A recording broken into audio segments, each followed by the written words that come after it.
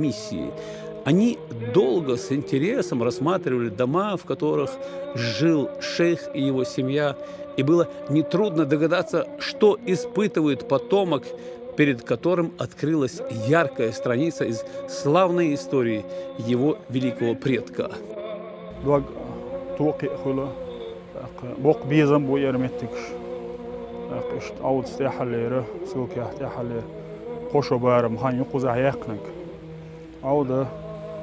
Сайзер испа шийтол шара.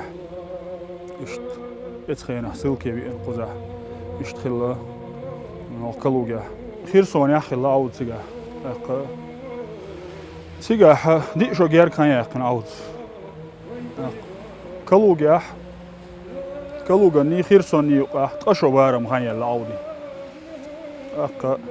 Куза яхалер qosho khan яхн аут. Ака аут куза аша. Луку мурч нахлач. Oude Audise, Oza, maar de eerste naar Oiliash, daar dik dit nach, de Gerger nach, Oza Aina, is met de Juker Kalug. Эти юноши едва сдерживали слезы, мысленно возвращаясь к событиям тех давних лет, когда их устаз был сослан только за то, что пытался помочь своим согражданам жить по правде и по вере Аллаха. Даже здесь, живя в незнакомой и инородной среде, шейх постоянно молился и взывал ко Всевышнему о ниспослании милости и милосердия на землю вайнахов. Годы идут, унося с собой лучших из нас. Прошло более 100 лет, но ни время, ни трагические события не способны вытравить из сознания людей добрые дела великих шейхов. Их невозможно предать забвению.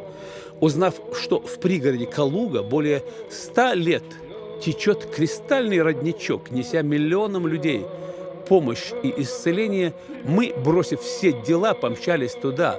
Бамадгарей Хаджи на этом месте ударил посохом в те годы и забил целебный родник. В пригороде Калуги мы нашли вот такой святой источник, который в свое время, еще 100 лет назад, добыл своим посохом Бамадгарей Хаджи Митаев.